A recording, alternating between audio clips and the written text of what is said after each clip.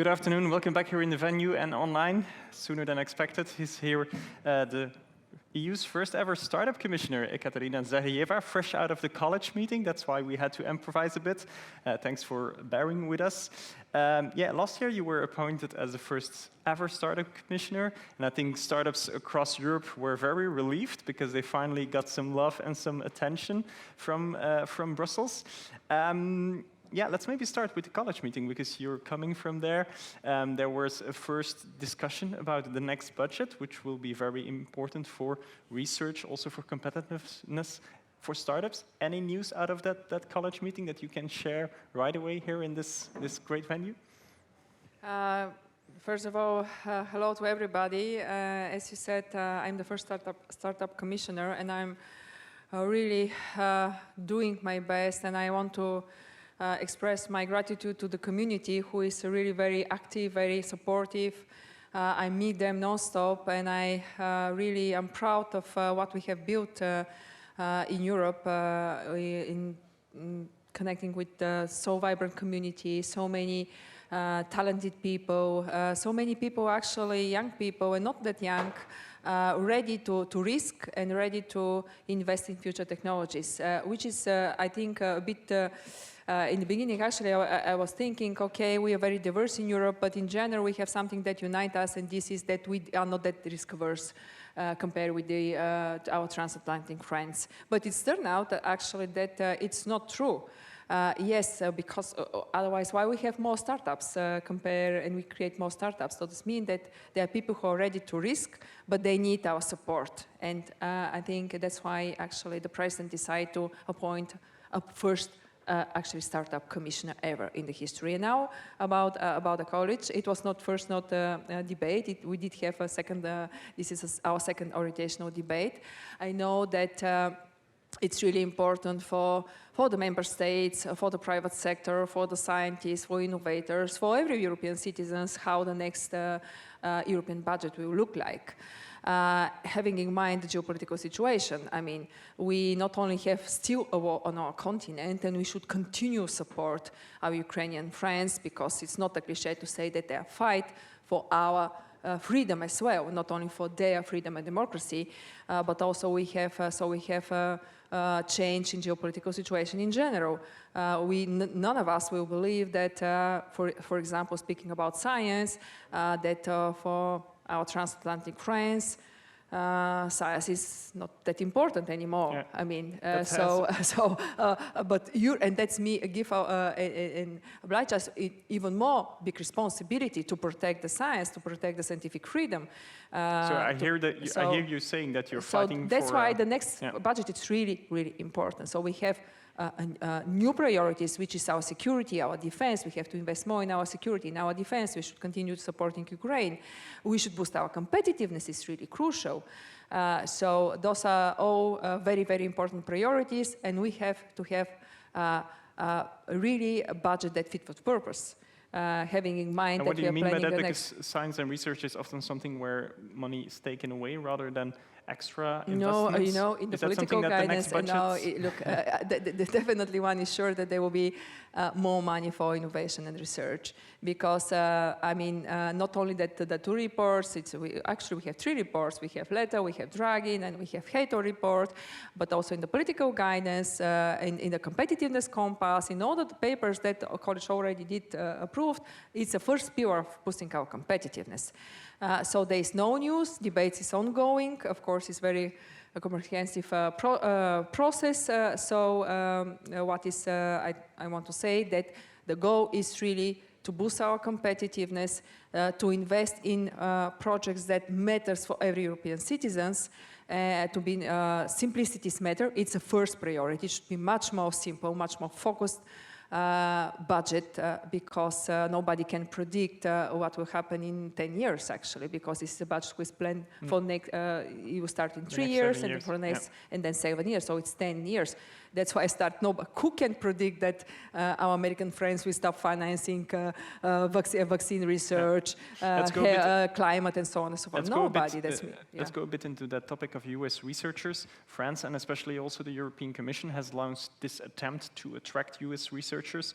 There was this summit in Paris to say, like, okay, choose Europe for science, we're a safe space for science. But is that really enough to attract you as researchers, saying, like, okay, we are a safe space? You also need money, of course. You need commitments to get them here. What is the Commission planning to do? Commission actually work for Choose Europe since a couple of months. It's because, honestly, it was before what happened in the United States, the stopping of the funding, also influencing or trying to influencing of the researchers what to research or what not to research, and so on and so forth. You remember, always, now AI, what is talent, talent, talent? Talent is like for science and innovation, like in real estate, we have the 3L. In research innovation, you have the 3T. It's always talent, talent, talent. So we are thinking what to do to attract really people. We have excellent programs like Maria Skłodowska-Curie. We have European Research Council, and what to do more. So we are focusing, and European Union is very focused in support of the member states.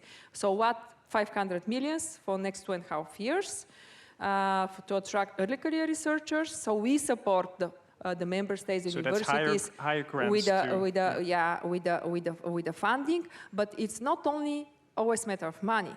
It's also freedom of research. It's also with whom you work, your teams, how you live. Are there some instruments that will support you when you move with your loved ones, with your families, with your children? So they are a lot, much more than just the funding. Next Friday, the research ministers are meeting here in Brussels. We have a Compact Council, the What are you formal going one. to put on the table? We are going to discuss this topic again, and what we try to do, work together with the member states, which is really important. Better coordination about the instruments that we have, the central, through the European funds, like this 500 million, but also through legal proposals that we're going to do for the scientific freedom, which is matter, which is important. And of course, the initiatives that the member state, for example, visas, how fast we issue visas. It's member state actually competencies. Of course, we have a common European legislation, but we want to motivate the member states to use the tools that we have faster, because the speed also matters, how fast we are. So this is for the Choose Europe, because I see that the clock is try to keep the things short. But my plea to you, it's really, and for all the European universities, research organizations, and private sector, crucial. Really choose, let's use this momentum, this opportunity for Europe, and attract the brightest and the best talents in the world, not only Americans, because in the United States they're working a lot of Europeans, there are working a lot of scientists and innovators from Asia, so the best and the brightest talent in the world. Let's talk about startups, because again, you're the first ever startup commissioner. You already said, like, indeed, in Europe, we have the same amount of startups as in the US, but the problem is always scaling, and there are ample reasons for that, the lack of funding, the lack of harmonization. At the end of this month, you're expected to publish the startup and scale-up strategy. Can you already give a bit of a teaser what this strategy will entail? I can, yeah. First, I want, again, many times I'm going to say that I'm really grateful, because the community was really active. We did organize 2 Startup and Scale Forum focusing exactly on the strategy, the hackathons, many events, many meetings. So, not surprised, the 5 pillars of the strategy, you mentioned some of them. It's access to finance, access to talent, because as far as I recall, 58% of the startups are mentioning that attracting talents is really difficult for them, because they're young companies, they're very risky companies, so it's really crucial what we do for that. Access to infrastructure, crucial. Access to market demands, it's really important. And of course, tackling the regulatory obstacles, those are the 5 pillars. And you mentioned, I think it's really crucial how fast we access to the market. They tackle this fragmentation, because we are proud, and one of our biggest strengths is the single market, but we still didn't complete the single market. We still have a lot of barriers, self-barriers imposed to us. We are so much focusing on, we are really talking a lot about the tariffs that American administration want to impose to the European companies and goods and services, so on and so forth, but actually with the lack of completion of the single market and with big fragmentation that we have in 27 different regimes, actually we self-impose tariffs which are much higher than actually for the private sector what the tariffs that hopefully there'll be a positive negotiations and this will be stopped. Do you mean then that Europe needs to speed up procedures to launch something on the market? It should be speed up the procedures. Also look at every commissioner is making the fitness check of the legislation. Actually, my colleague and Virkunen will propose an omnibus for digital, which is, I think, very important for the AI forum as well. So this omnibus is today, we actually did adopt the omnibus for agricultural sector. So simplifying the rules, speed up the processes, and tackle the fragmentation again. Which is really crucial. After the strategy, I hope it will be a really good strategy, like with very concrete actions for all the 5 pillars, as I said.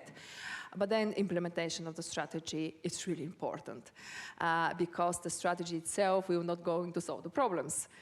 So that's why after the strategy, a couple of legislative measures will follow the strategy. One of it is a 28 regime. And of course, the European Innovation Act, which is really important for that 28 regime is really eagerly awaited by startups. Plus, this is why we call the 28 regime. Actually, the Commission decided to introduce such kind of regimes because there are 27 different regimes, as I said, and sometimes very complicated. The systems are very different to align all the 27 regimes in one. So that's why our idea is to propose the extra 28, which of course it will be much more easy than to negotiate in the council, in the trialogues, and to reach agreements on the 28 regime to be like extra to those 27, which innovative companies not only can use to have a much more easier, smoother access to the 27. Our market is bigger than United States market. And when can companies start to incorporate in that 28 regime? What is the goal there? The goal of presenting the 28 regime is in the beginning of the 26. Together, it should go together with the European Innovation Act. There will be a sandboxes, of course, a couple of definitions, because actually we don't have definition of what is a startup or what is a scale-up. And of course, they are not only how we register the company. I mentioned already the talent. For example, what is how to motivate people to go to work with the startups, so very risky. I mean, the stock option, for example, but there are different regimes of taxation. And how to support the angel investors, because there are one of first value of debt is a bit smaller, but there are 2 value of debts actually, and one is even in the beginning of the seed phase. So angel investors are very important, but then you have different regimes of the angel investor support. So it's many actions you see in the strategy, very concrete one. Some of them are not legislative.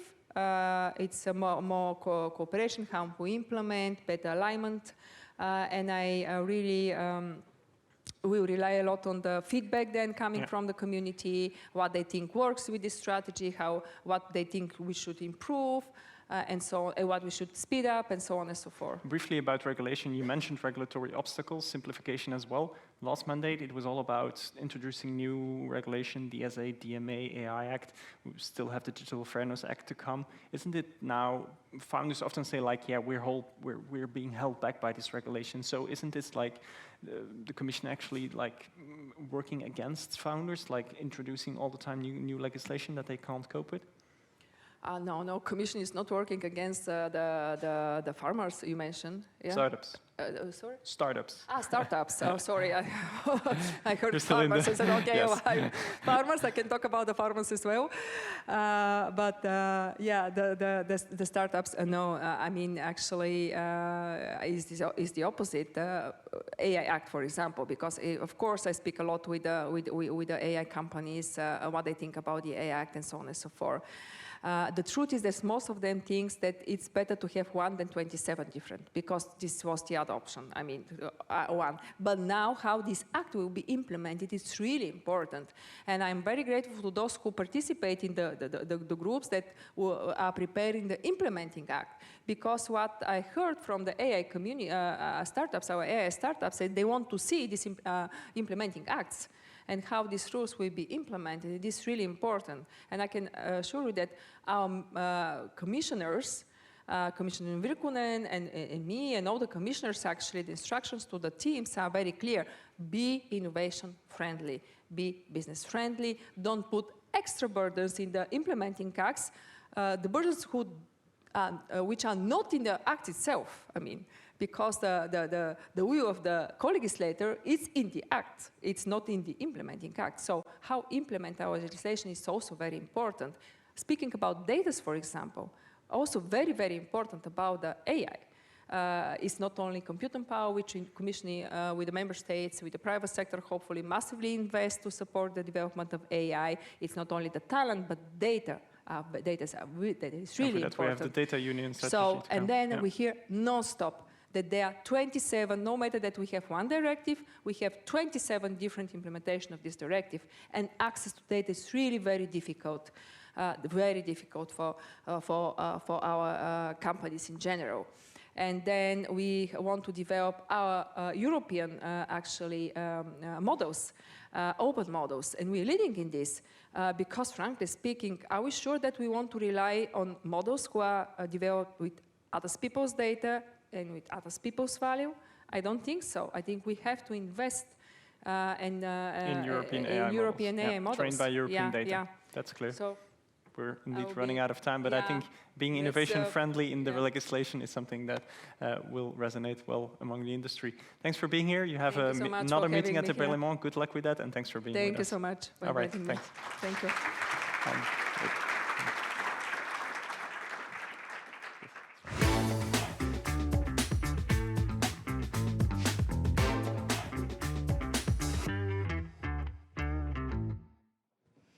Thank you so much to the Commissioner for joining us on such a busy day. And as we approach the end of our programming, I'm delighted to share some editorial takeaways for you, and I really look forward to hearing your own takeaways later on outside. To me, I've really heard that a real sense of urgency to create European champions in areas like cloud, artificial intelligence, microchips, and beyond.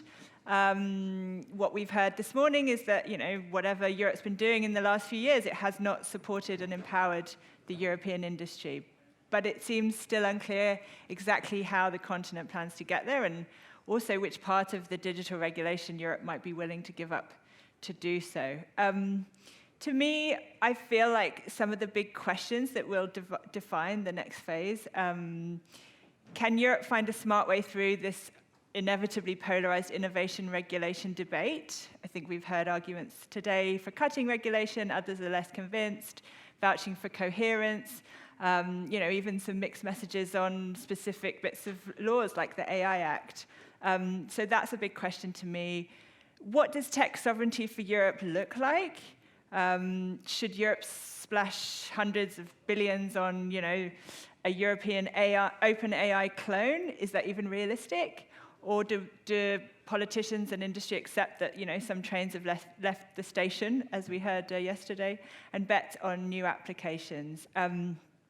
Of course, there's, part of that will be a big kind of question mark over the role of EU funding. We just heard this morning about a topic that will define the next couple of years of debate in Europe about the idea of a competitiveness fund. What does that do? Which bets does that make? And then, of course, how do things that will be discussed far from this room, how does the US move forward? This morning we saw some positive signals coming out of DC overnight as the Trump administration rolled back its plans for an export ban on AI chips. So I guess that's definitely all to play for.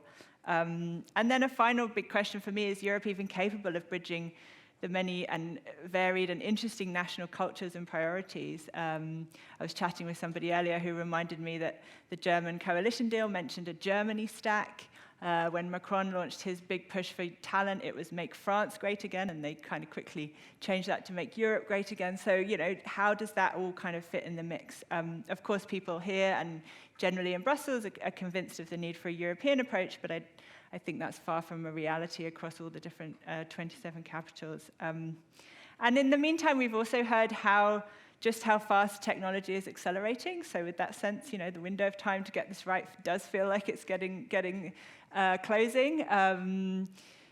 Training an AI is like training an animal. You don't control how it behaves. That line really stuck with me from this morning. And I found myself thinking also about how far the climate debate has moved, in relatively short spaces of time. And, it does feel to me like we'll be in a very different space in 6 months' time. So fascinating stuff to come, and I guess, what's certain at least is that we at Politico in the newsroom will be here to cover the next phase and continue to speak with all of you and convene such brilliant speakers and partners on this stage and just in our daily coverage and conversations. I wanted to extend my personal thanks to all of our speakers. It's been a brilliant lineup over a day and a half, and so thank you all for joining. A huge thanks to our partners for making this summit possible. Our leading partners, Accenture and Amazon, our presenting partners, Google, MasterCard, Meta, Microsoft, PPC, Visa, and Zalando, and our visibility partner, the Klingendahl Institute. So thank you all, and I'm very pleased to let you know that we have a networking lunch outside that's taking place now until around 2:30 in the main networking room. So yeah, would love to hear your takeaways, and please do share them with each other. And say a final hello to our reporters and our product team who are all out and about out there. We have more events coming up before the end of the year, so please do register if you've enjoyed this one. Come along to some of our others. And finally, I just wanted to extend a huge thank you to the technical team, to our live team for facilitating all of this. They've done a wonderful job, and so thank you so much, and see you outside.